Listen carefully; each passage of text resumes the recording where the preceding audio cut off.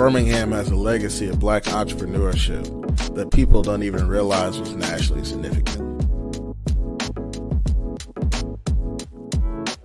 We want to perpetuate that history.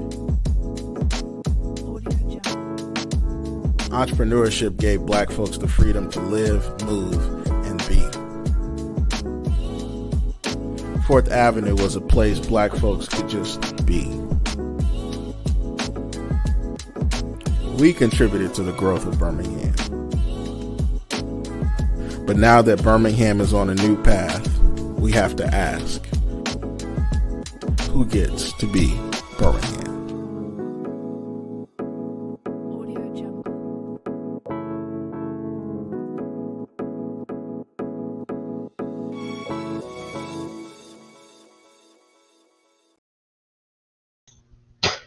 What's up, everybody? Welcome again to How Do I series by Urban Impact and our program Be Birmingham, where we're advancing Black entrepreneurs for Birmingham's economy. For the past 8-9 weeks, we have been putting before you owner experts, particularly Black-owned businesses and Black experts, to really talk about the how do I, or the technical assistance essentials of business. And we're excited to start this, bringing this digital content to you every Tuesday, and we'll continue. Just as a recap, we've had some phenomenal folks talking about business insurance, talking about taxes, accounting, digital presence, social media, and retail strategies, financial planning. So I will encourage you to go and look at all of those videos, and I'll give you a link in the chat. You know how we do: like, share, tag a business owner, let people know this is happening, reshare after we've gone live, and absolutely ask questions. Today is How Do I Get Legit Part 2, focusing on food trucks. We're so excited. Food trucks give us vibrancy. Food trucks give us food.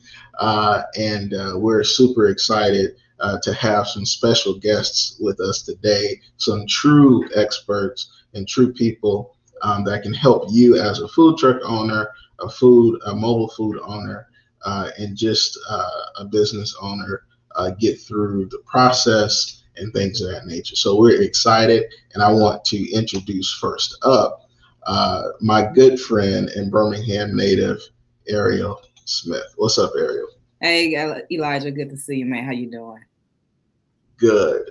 Ariel D. Smith. I am sorry. Ariel D. Smith, MED, about to be PhD. Listen, we trying. Right. Here. I'm just going to already say Dr. Ariel Smith. So tell the folks who you are and what you do. Well, first of all, Elijah, I want to say thank you to you, Urban Impact, and Be Birmingham for putting together an amazing series. This has been awesome. I've benefited greatly from it. But hey, y'all, I'm Ariel D. Smith. I am the host of the Food Truck Scholar podcast. I'm a PhD student currently at Purdue that is studying Black food trucks and their representation in business world and in the popular culture. So I started the podcast to say, hey, we very much here. This is what we do, and what the food truck stories are in the industry. So we're currently in our 3rd season right now. We've partnered with Eat Okra. It's an app to help you find Black-owned food trucks and restaurants. And we're launching a lot of programming, a lot of educational webinars around that. So I'm really just here as like the podcaster, the journalist, as that person to bridge connections, share stories that's going on in the food truck industry, and be helpful however I can to support entrepreneurship, especially Black entrepreneurship. Absolutely. That is super dope, super academic. It's always great. And what's the purple on your food truck stand for? Your logo? My great grandmother is a proud graduate of Parker High School. So even though I didn't get a chance to go to Parker, most of my family went to Parker. So that's my way of paying tribute to her. Most def. We have to be Birmingham. I'll put that everywhere. Stanley, how you doing? I'm good, brother Elijah. Good to see you, man. Good. So tell people who you are, what you do, and how you hold down the economy, because you do that. This is the man. Oh Lord. Well, I'm Greg Stanley. I work for the city of Birmingham. Been with the city for 15 years now. I'm a senior tax uh, agent for the city, and I specialize in special events and getting people through the liquor process of getting alcohol licenses. Those are licenses that have to go through a number of steps to get those particular types of licenses. I also deal with any type of special entertainment, uh, all types of special events that the city has, and I deal with those issues as far as the taxes and licenses. Most def. So I think this is a phenomenal opportunity and discussion. So here's what we're going to do today, y'all. We're going to have sort of a mix of things. We're going to have Mr. Stanley give us the right tips the right way. And then we're going to have Ariel anchor a conversation with a business owner who will come, and we'll have a real sort of roundhouse discussion around what we do now, and then also how we potentially go forward. So with that being said, we're going to pop off screen, and y'all make sure like, share, and ask questions in the comments. We'll have a Q&A, but definitely put that in the comments. We're monitoring those. So it's all yours, Mr. Stanley. All right. Well, I kind of want to just share some things concerning the city of Birmingham. The first thing that I want to share is that we don't bite. You don't have to be afraid, and we're here to help. Our motto, and as our mayor talks about it all the time, we're here to serve the people. We're putting people first, and we believe in helping in any area that we can. So the first thing that a lot of people misconstrue, and I see it going on in the city even right now, is that the first place you really need to start, if you're having an event, if you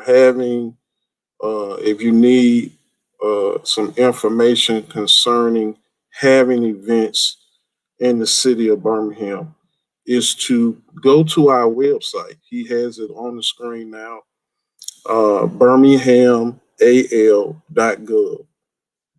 Birminghamal.gov. Go to our tax and license page on the website, and it gives you some very helpful information on how to get started. Has our contact information on there, email addresses, and general information about business licenses. And so that's the first place you really need to start. You can also contact us to get specialty information concerning events that you're having in the city. One of the things, and I think we're talking mostly about food trucks today. I deal with food trucks as far as events are concerned. Now, when I'm talking about an event, a transient event, that's what we call it. When we talk about an event, we're talking about something that does not happen all of the time. It's not a business that opens its doors every day. It's something that you do on a specialty basis, maybe once a year, maybe two times, three times a year. You're not doing it on a consistent basis. Even though it's a special event, there are taxes due and there are licenses due for the event. One of the things that I try to get information concerning your event. And so if your event uh, has vendors, say you have vendors at your event that you're going to have people selling earrings or clothing or all kind of specialty things, that event can be covered with one license.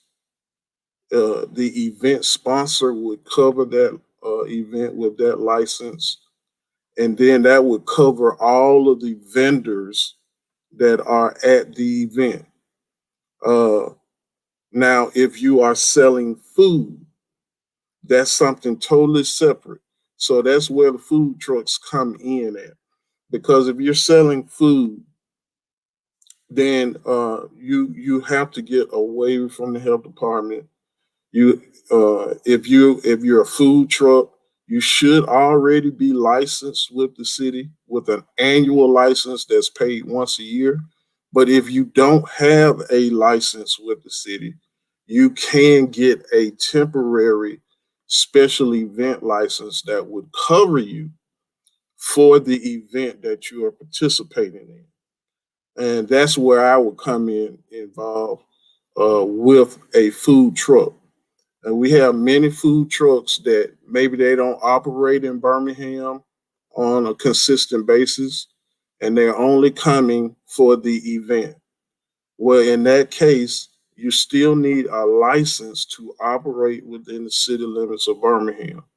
We would be able to issue you a temporary license that would cover you for up to 4 days. If the event is 4 day event, the license would cover you for up to 4 days, and you could pay that one-time license fee to participate in the event.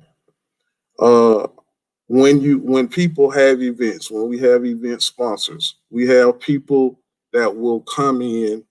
The event sponsor will come in. They are responsible for presenting a vendor list to tell us who are all the vendors that are going to be at this event. We will go through that vendor list to see which ones are selling merchandise and which ones are selling food. And we're talking, when we say food, we're talking about hot food or food that must be cooked on site. Those are things that would not be covered under our special event license. And so the food trucks or food carts would need a license in order to participate at that event. And another thing and if you have questions, I'll be glad to answer any questions that you might have. But another thing that we see a lot is that at the end of the event sponsor is responsible for receiving and remitting to the city sales tax for each vendor that participates in the event. Even if the food truck has a license with the city, that food truck is responsible for remitting sales tax for that event uh, at the end of the event. And many food trucks that we have in the city, they think that they can not remit the sales tax, and they can remit sales tax is remitted once a month to the city. But when it's a special event, you must remit it for that event at that time. Why is that? The reason why is because we want to know what type of sales that particular event did. That could help the event sponsor if they choose to have the event again. It could help them with licensing. It could help them with getting sponsorships. It could help them because when people see that an event is successful, that it tends to generate funding for another event. And so we can go through and show and give uh, information concerning gross sales for an event when we have all of that documented and we have all of the vendors participating and remitting the sales for the event. That helps grow your event that you're having. by making sure that all of the vendors participate in giving and doing what they're supposed to do at the end of the event. We can come out and collect the sales tax if necessary, but we have a mechanism in place at the city where the event sponsor is required to present a bond or a sales tax deposit check at the beginning of the event to cover sales tax. If the sales tax is not remitted, then we cash in the bond or we cash the check for the sales tax. So those are some of the outliers that we deal with on an everyday basis, and that we try to help events and sponsors of events with on an everyday basis. One of the big things that we see now, and one of the things that we're addressing even right now, are pop-up shops. Pop-up shops are required to have licenses for that's considered an event, because you're not a storefront. You're not having someone come into a store every day. And so the pop-up shop is they're required to have this special event license, because it's not an everyday occurrence. And so we're trying now to address that situation as far as pop-up shops. And even if they're having them in an event center, the event center's license does not cover the special event pop-up shop that you have vendors coming in to sell retail sales to the community, to people that are coming in to shop. That is considered a separate business from the event center that would be hosting the pop-up shop. And so that's kind of a microcosm. I hope I explained that well. But if you have any questions, be glad to answer any questions that you might have. Hey, Stanley, thank you. Well, Greg Stanley, thank you so much. I'm so used to calling people by their last name. It's good.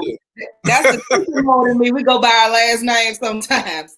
But I had a lot of questions that I wanted to ask, and I'm asking them mainly from the standpoint of those who are new to the food trucking industry and new to entrepreneurship. So when you're saying a special event, let's say I want to host like a little food truck festival, and I'm not charging an entrance fee. Okay. And you say sponsor. Am I the sponsor since I'm the person that's hosting it? I just want to make sure we get the terms together. Absolutely correct. Yes. Okay.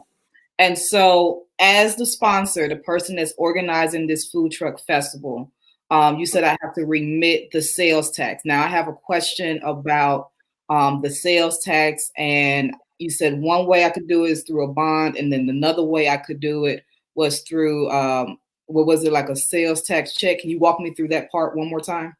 Sure. The sales tax is not remitted through the bond. The bond is held by the city in lieu of the sales tax being remitted. So, like, after the event is over, we give you like a week to come, and as the event sponsor to come in.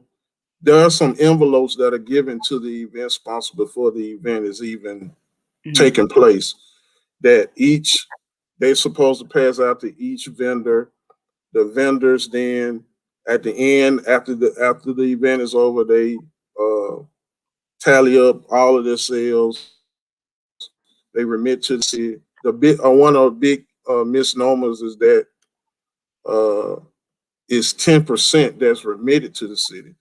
It's actually 4%, because the 10% is the totality of the sales tax, but only 4%, the city only receives 4% of that. The county receives 2%, and the state receives the other 4%. So when at the end of events, the only thing that we are collecting for is for the city of Birmingham. You are responsible for remitting to the county and to the state. But if there's an event that is held in the city of Birmingham, we're only responsible for collecting for the city. So once at the end of the event, we're only asking for 4%, not 10%. And so that is collected at the end of the event. The event sponsor goes to each vendor, collects those envelopes, and then they present them back to the city at the end of the event. The bond is then given back to the event sponsor, or if they presented a check in lieu of a bond, we give them back that check once the sales tax is remitted. Okay. So basically, they do the bond and everything beforehand. And yes, that's correct. And so after the festival is over, I'm walking to each food truck and be like, hey, good job. Thank you so much for coming. That envelope, though. Let me get that. Yeah. Let me get that envelope. And so, and I'm just curious. So these may be silly questions, but I'm always thinking about that. No. Too. So when we're talking about these envelopes and each vendor, did they go to the city and take care of that? So how did they get the envelope in the first place? The event sponsor will be presented those envelopes once they come to the city to register their event and get their license for the event. We would in my department that we work in, we'll give you envelopes for however many vendors that you have on your vendor list that you presented to us. And we will also give you a letter from the city stating what needs to be done at the end of the event that you can present to each vendor.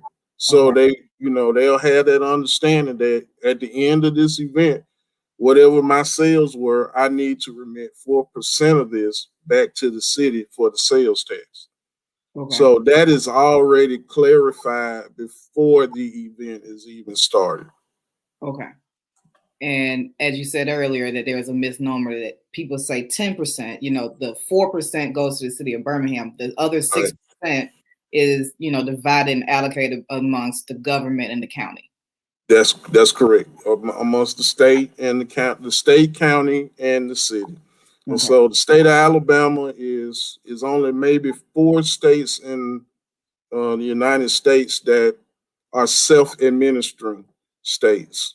Alabama is one of them, where the state, the county, and the city, you have to remit and pay licenses to each separate entity. In other states, you pay it to the state, and that's it. And then the state sends it to the cities in the state. But in Alabama, each city is self-administered, so they collect their own sales tax. Okay. Thank you for that. I wanted to revisit something that you said earlier about the special event licensing. That's good for 4 days. Now, we have a lot of food trucks that are not based in Birmingham.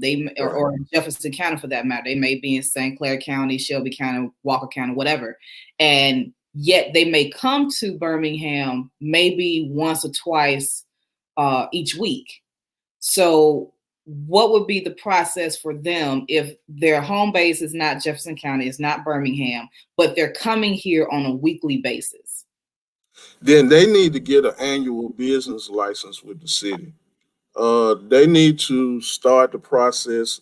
When we talk about annual business license for food trucks, the food truck process in Birmingham is different because there are certain places and certain designated spots for food trucks unless it's a special event.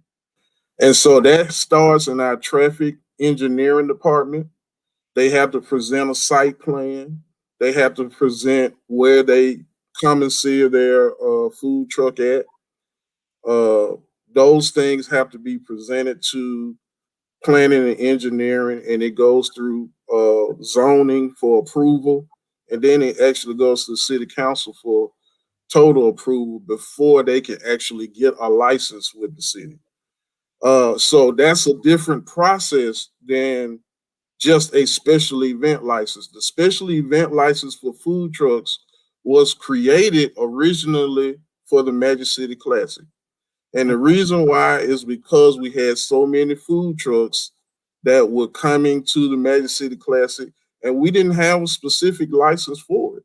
So we had, and they were coming from all over the country. Mhm. So we did this. The city council passed this where we could license food trucks for special events temporarily for up to 4 days. You can get a temporary license for up to 2 weeks. Of course, that's a little bit higher price. You can get one for up to 1 month, and that's a little bit higher price. But those are all temporary licenses. I always advise food trucks. If you are a food truck that you're going to be doing a lot of business in Birmingham, more than 1 or 2 days a year, if you're going to be coming in and out, 2 or 3 times a week, you need to start the process to get an annual license, because on the back end, you're coming out better by getting the annual license and being licensed for a whole year, and remitting sales tax once a month than paying the temporary license fee, which is going to be a big cost right up front that you have to pay, and it's only good for 4 days. Okay, so let's say we got a food truck says, all right, bet, Greg, you sold me. I gotta get the permanent license. What is the process for doing that? Or at least, is there a website that you can refer us to? Like, how do we navigate that? Yeah, I would refer you to birminghamal.gov traffic engineering. That's because that's where it's going to start in traffic engineering. They have a application, and I don't think it's online. I think you need to contact that department, and they will give you the application that you need to fill out. That starts the initial process of getting you through zoning, of finding out your insurance. They need to see your health department permit. Uh, Hopefully, they've already started that process. Health department permit. You need a site plan um, for because you have to have an address where your uh, vehicle, your food truck is commissared at. So they need a site plan. They need to know where you're dumping your, I guess, once you cook the food, the excess and things of that nature. They need to know where that's being dumped. And so that process, it takes a few weeks. I won't lie to you, but it's worth it to go through that than to. I've seen many food trucks, and I deal with a lot of food trucks, Yeah. and I've seen them come and get temporary licenses and spend astronomical amounts of money just so they can have a license to operate in the city, because they don't go through the process of getting the annual license. So this is helpful. So right now we're looking at going to the traffic engineering, needing to have a site plan, health permits, all of that. So if we had to go like step 1, step 2, step 3, step 4 till we get to the annual permit, what would those steps look like? I'm not going to tell you I'm an expert in that, because Mm-hmm.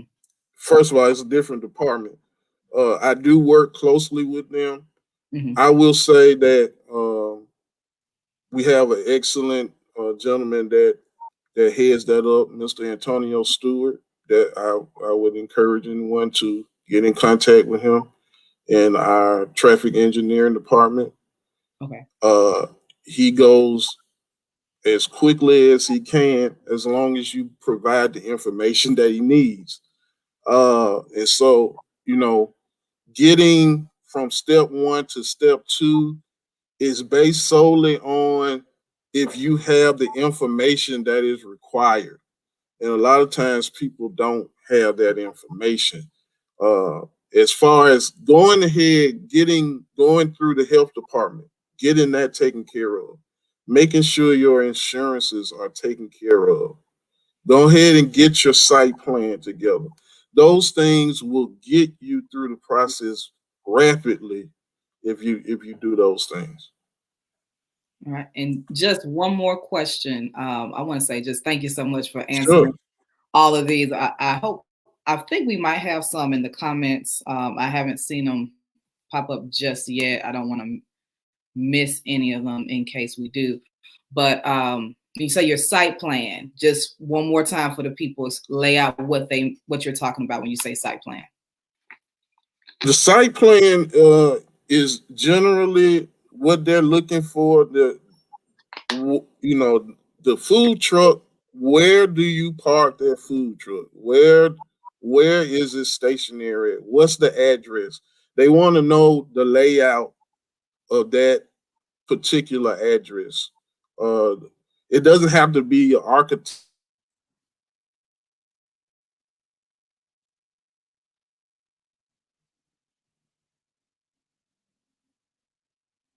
I think you may have frozen up real quick. I'm sorry. Back. Did I come back? Am I back? You're back. I apologize. I'm working from home today. I'm sorry. We all are. You are good, man. So the site plan gives a geographical area of where your food truck is being parked at, where the outlets for you to dump waste. That's very important. They want to know that. They want to make sure that we are being environmentally friendly. So it has to have something to that effect where you can dump waste and do it efficiently without harming the environment. So if you're just dumping it in the grass, that might be a problem. Things of that nature. Just dumping it on the ground, that's going to be a problem. So those are things that they're looking for in the site plan. Like I said, Antonio Stewart of traffic engineering department could better define what all they're looking for in that. But those are some of the things that they're looking for that you need to have in that site plan. Well, I think this, this conversation right here is great because sometimes this information is lacking. Sometimes they're getting a special permit and having it year round because of whatever issues there may be in getting the permanent license. Or you may have people that they start out and like, okay, I did the health department. I got my mobile food permit from health department. I'm good. And then turns out, well, actually, there's so much more that I need. So I think even just having this conversation of, even though we may not have gone in depth into the permanent license, I do think it's very important that we're having this conversation of when you do get ready to go for the permanent license, these are some of the things that you need. And I think the next step after that, go ahead. Well, I just want to say this real quick because you said a key word and words for me are very important. So I want to hone in on that. I want people to understand there is a difference between a permit and a license. Mm-hmm. And that's something that comes up all the time. A permit gives you permission to come get a license. That's all it does. A lot of people present a permit to me and I'm like, that means nothing to me. So once you are through with traffic engineering They ask you to purchase a permit. That is not your business license. Once they give you the permit and they give you a letter that says this person is now eligible to get a business license. So now you got to come to us, the business license department for the city, and purchase a business license that will give you the ability. So a lot of times people get upset when we have some of our inspectors. They go out and they look and can you present your license, and they present the permit, or they present the health department permit, or they present Jefferson County license. Those are all good. You need all of those, but you also need a city of Birmingham business license. And if you don't see that, you need to have that as soon as possible. I think this is a good place to really go down even deeper, because in my head, the way I remember is that, when you start driving, you get a learner's permit. And right. That permit is what is the step before you get your driver's license. Because when you get your driver's license, they ask you for what? Your learner's permit. So even in this situation, we're starting to piece together some of the steps. We may not have the exact order, but we still know that, okay, the permits would have to come before you get the business license. So that's your mobile food permit from the health department. That is the permit that you're getting when you're going to traffic engineering. All of the permits have to be secured before the business license can be secured. So That gives us a little bit of order, and I think will be helpful as well. Absolutely. I want to pause for a moment to see if there are any questions happening in the chat. Well, no, that's like super cool. So how far in advance would you say, from a vendor standpoint, small business standpoint, that we need to have, stuff in order to get toward the city, so that we can make sure that we're in code, like for people who are planning these events, not just the food trucks, like how far in advance would you say is typically good? I would say if you're having a special event in the city, and like I said right up front when I was doing the introduction, I deal with alcohol as well. A lot of events deal with alcohol. When you tell me that, I'm like, okay.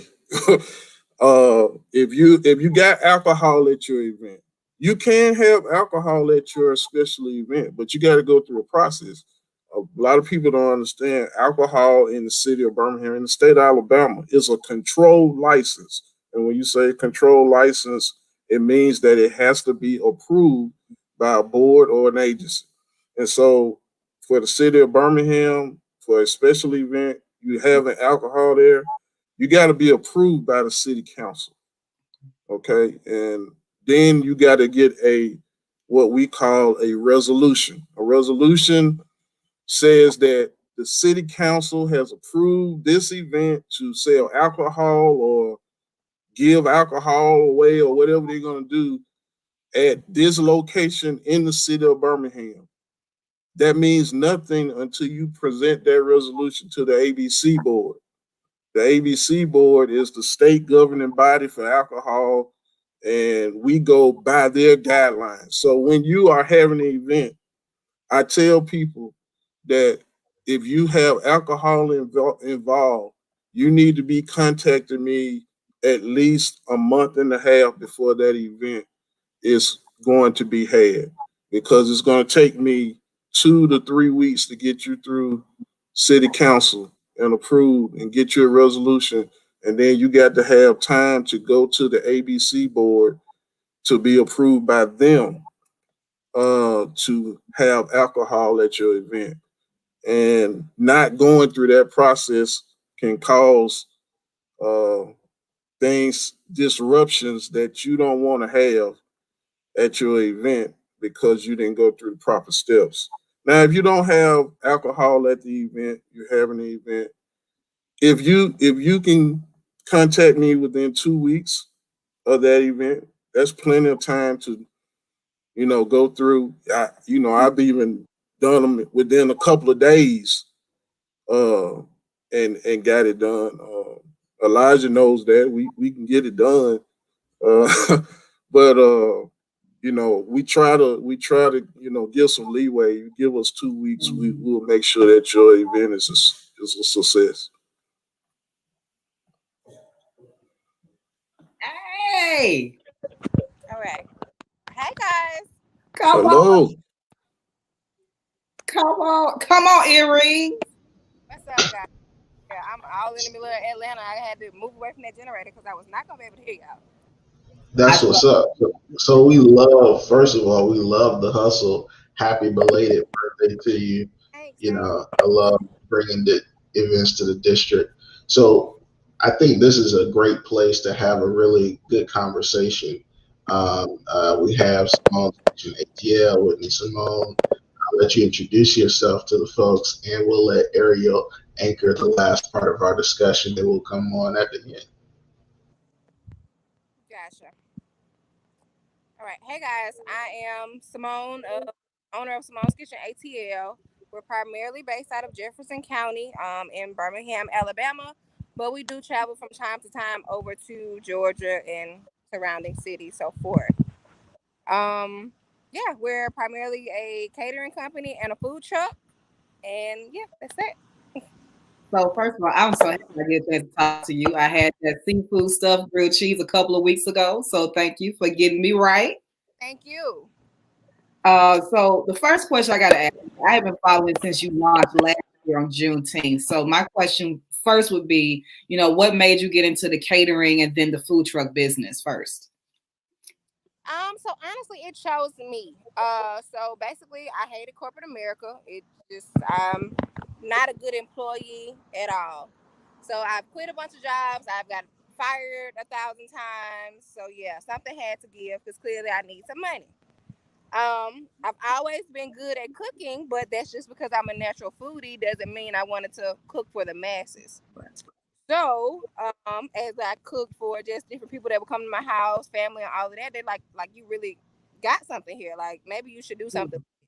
So I was pushed into it. So I just did it freely, not even as a hustle, just a natural thing that I like to do at home. So honestly, a hobby turned into a career. I honestly cannot say that I envisioned it.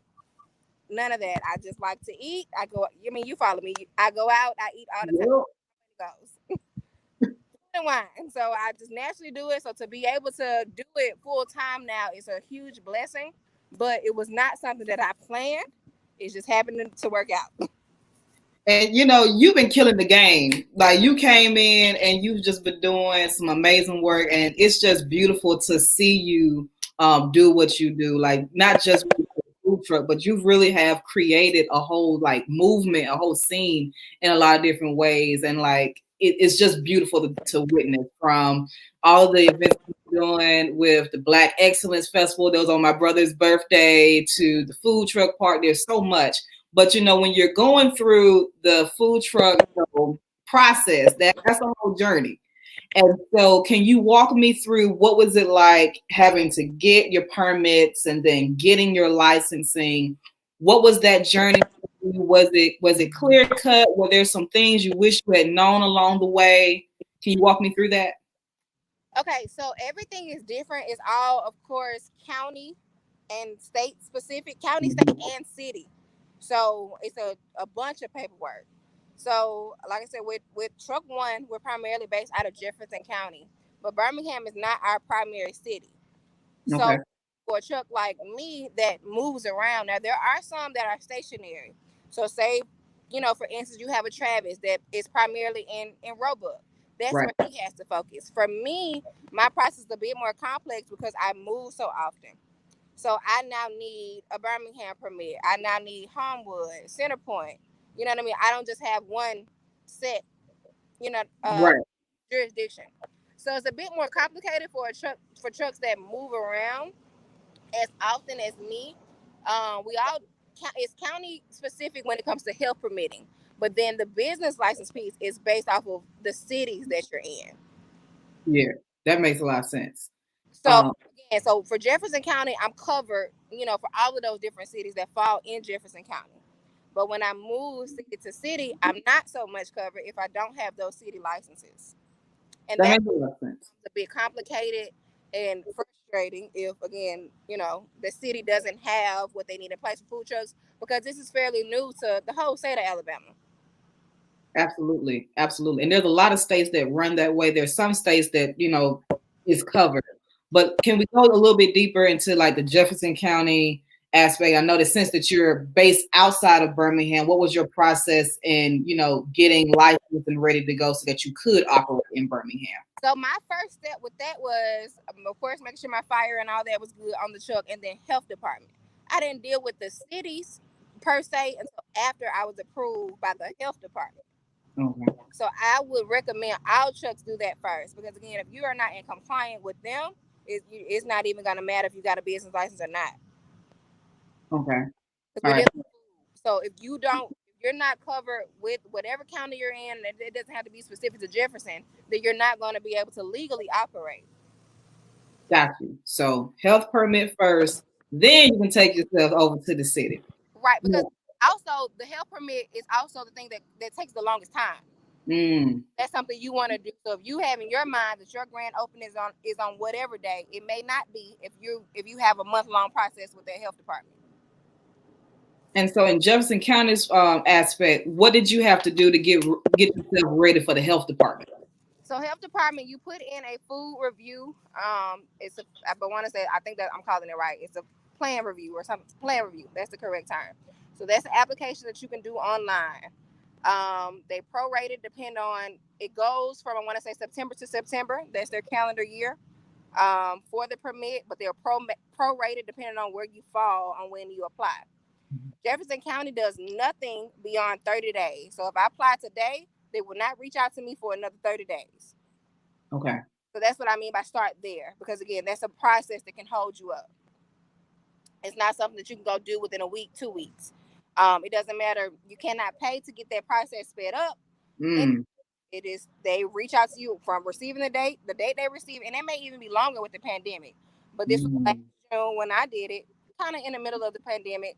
But they reached out to me on, I want to say the 29th day to schedule to come out. Now, it's also not guaranteed that you're going to be approved the day they come out. So this is something, like I said, if you have a truck, I would say give yourself at least 2 months to get fully operational. Because you run into something with your fire suppression, you may run into something with the health department, you may run into something with your business licenses. So you want to give yourself a little bit of wiggle room in between that time before you launch anything to the public, because you don't know if you're actually going to be legally able to operate yet or not. Right.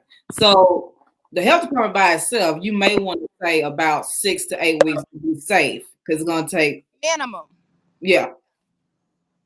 So this is an underscore, like this just can't be a fly by night. Oh, let me get this application done. Now this got to be really a 6-month launch process, possibly.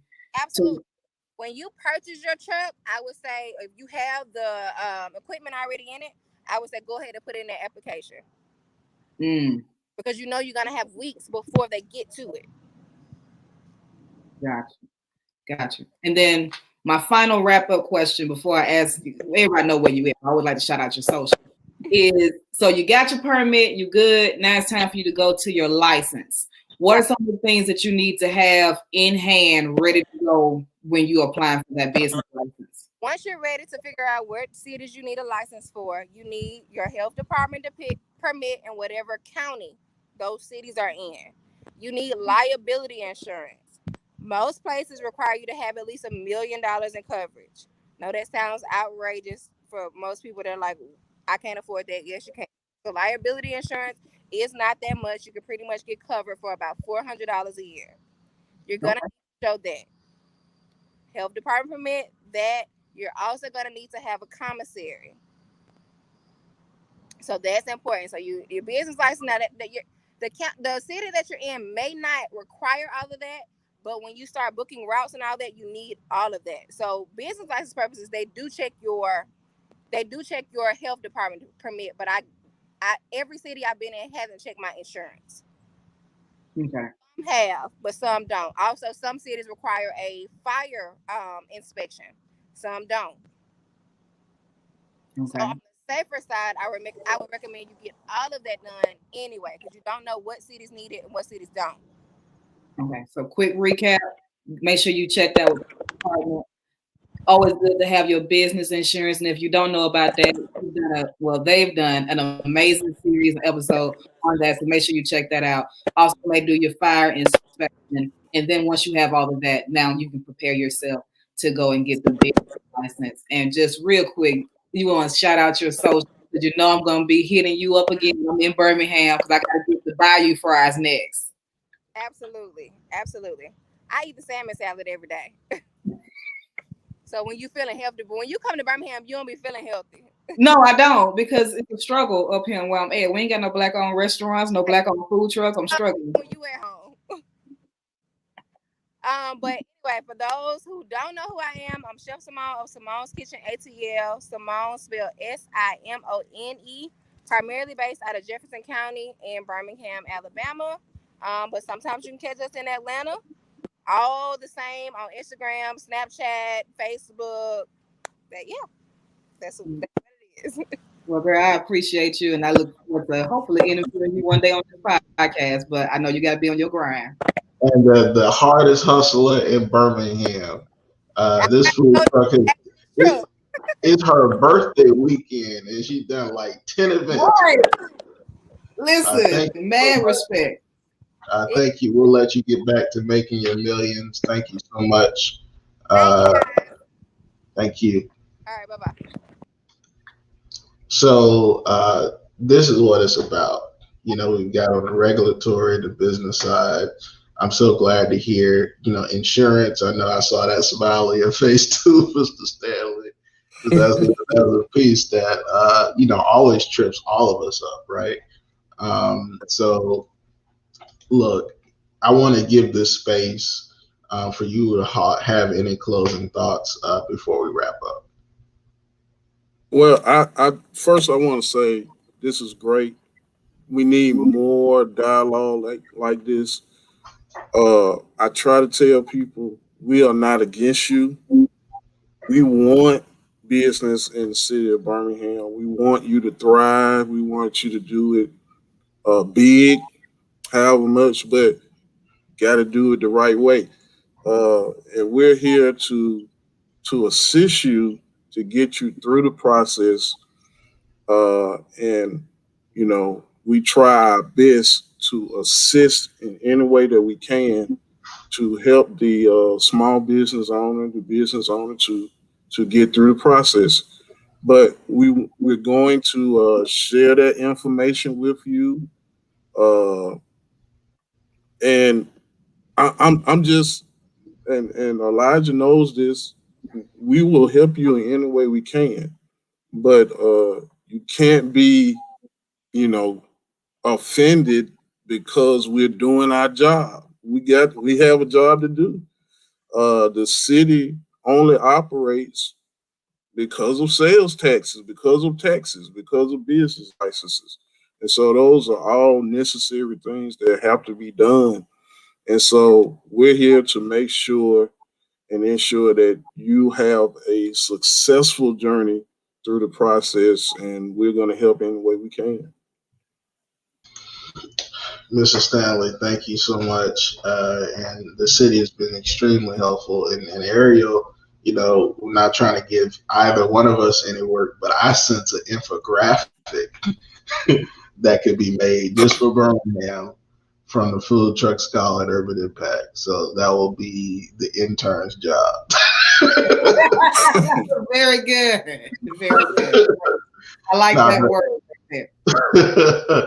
But no, seriously, I think that's something that we could collaboratively work toward, a document that shows the processes, because there are some interlocking things that people may not. But this video is archivable. Like, share, all that good stuff. Like, share, tag a business owner. This is non-perishable. And for a lot of things, make sure to look it up on YouTube as well as that. So thank you so much, Mr. Stanley. We will talk to you in a second and soon. Thank you so much for all your service and your help. All right. Ariel D. Smith, MED, PhD, the food truck scholar. Thank you for facilitating this conversation. What were some of the big things that you got out of today? Well, first of all, thank you for inviting me. So I really appreciate that. I don't take that lightly. One of the biggest things is just, first of all, knowing the places to go, because, immediately you would think, all right, health department, boom, we're done. But really there's some steps. And so the big takeaway would probably be permit versus license, and understanding that you got to get all your permits before you can get your license. So make sure you're squared away with the health department, making sure that you're going through the traffic engineering aspect. And from what I remember, I don't think that application or that form was online, that you do have to, contact them in order to get it. And then once you have that, make sure you do your business license. So I'm going to be plugging Urban Impact and Be Birmingham. If you don't have your business insurance, tap into that series. I think that was one of the first ones they did. So really make sure that you have that. And then you can come to the city. So again, I'm not trying to make work for either one of us either, but I do think that having this infographic in terms of step 1, step 2, and where those places are, I think that really could be helpful, because I think in a lot of cases what's happening is just not being aware of what the forms are and where to go. I mean, I've spent some time looking it up myself, and that was a piece of information that I didn't have. So I think that would be really great. Most stuff. Well, to that point, we're putting a link in the chat. Our entire series on YouTube, you can access it. How Do I Be Birmingham? It's a short link, so click it, access it. We have it all on YouTube. While we're about to close out, we got a few things coming up in April, but tell us what you do and what you've got as the Food Truck Scholar. Plug your podcast and all that good stuff. Thank you. So the Food Truck Scholar podcast, it's been an amazing time. So we started 2 years ago. We're in our 3rd season this year, and we're literally booked for the rest of this year. So if you're going to be a guest on the podcast, we're actually going to open up podcast slots for season 4 in September. If you're interested in doing maybe like a YouTube series, by all means, we can definitely talk through that. You just email me, we can talk through it. But we're on Apple, Spotify, iHeartRadio, Google Play, wherever you listen to podcasts, we're there. And those are our partners. So we're very happy to partner with Eat Okra. It is an app to help you find Black-owned food trucks and restaurants. On April 12th, I will be doing a food truck one-on-one conversation about some of the basics. They're very small things, but they add up to be very big things that if you don't dot all your I's and cross your T's, you can miss getting started in the food truck industry. And we have a lot of other things that I can't talk about, Elijah, right now. We just got to stay tuned. But the main thing is that we're very happy, very blessed to be going into our 3rd season, completely booked. We listened to what a lot of people had said on the show, and we brought in some food truck builders. That was something that was kind of missing from the last 2 seasons. So now you can hear from food truck builders, chassis, apps, developers, food truck owners, marketing strategists. We brought in attorneys to talk about intellectual property and trademarking. So we're really trying our best to speak to as many different facets of the industry as possible. Well, that's dope. What we can talk about is, number one, how many food trucks have you talked to so far? Oh gosh. Like if we talk about just the podcast alone, the podcast is easily 100 because we got 60 something that's been released. I got 40 that has already been recorded. If we're looking at how many food trucks I've been to about 498. We're going to break 500 pretty soon. So I've been to food trucks in every region. I've been to food trucks in Hawaii. I've been to food trucks in the UK. I've talked to food trucks in New Zealand. I've interviewed food trucks in Switzerland and the Philippines. So it's all over right now. Well, that's just so dope. 500 food trucks, essentially. You got to do something special for the 500th. And you're ranked, number what podcast? We've been the number one food truck podcast for 2019 and 2020. So I need y'all to help me continue to make that for 2021. So I got to put on my podcasting voice and say, tune into the Food Truck Scholar podcast and make sure that you rate and review on Apple Podcasts, and make sure you tell a friend. Most def. Look, this has been fantastic to close out this series. And Be Birmingham is all about advancing Black entrepreneurs for Birmingham's economy, but it's also being ourselves, right? We have a whole bunch of ways that folks want to change Birmingham, but Birmingham is beautiful. It is talented, it is brilliant, and it is Black. There we go. Those beautiful, talented, brilliant talents is right here in the number one academic for Black food trucks and food trucks at Purdue University. So we're so grateful to have you here, and we'll definitely have you back. I look forward to it. Thank you so much, Elijah. So thank y'all so much for tuning in. Thank y'all for rocking with us for 8 weeks. We've had a whole bunch of cool stuff take place, and we look to come back April 13th every Tuesday. It's going to be a little bit more of me, so hopefully y'all like me, and then we'll bring the guests back in May. In April, we'll talk about really granular stuff like how to get an EIN number, how to just do the small stuff, right? Because the small stuff really makes the big impact. Again, you can keep it locked at Be Birmingham. If you like Black businesses, guess what? We've got a resource for that. In fact, you can always go to birminghamal.gov blacklisted to list your Black business and do other things. We're going to come back April 13th. And then also make sure you keep it locked. We also have a business development cohort starting May 11th. So make sure y'all get signed up for that, and make sure y'all like, share, replay with this a business owner.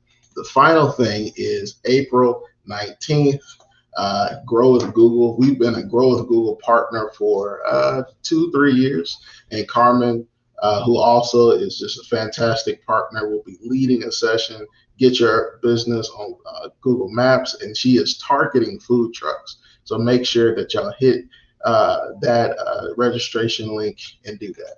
With that being said, y'all make sure that y'all be Birmingham, advance Birmingham's economy, and always know that we're here as a resource. Thank you again to Ariel Smith, Greg Stanley, and Whitney Simone.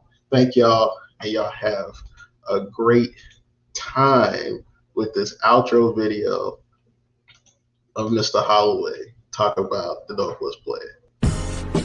I don't know about you, but this is exciting. And I guess you have to actually sit in my office and see me praying and crying all at the same time, trying to figure out how we can create a better opportunity. And create a place that I believe builds on the legacy that so many people fought, bled, and died for, to be just embraced as a part of the overall vision and inclusion of the city of Birmingham. So this is the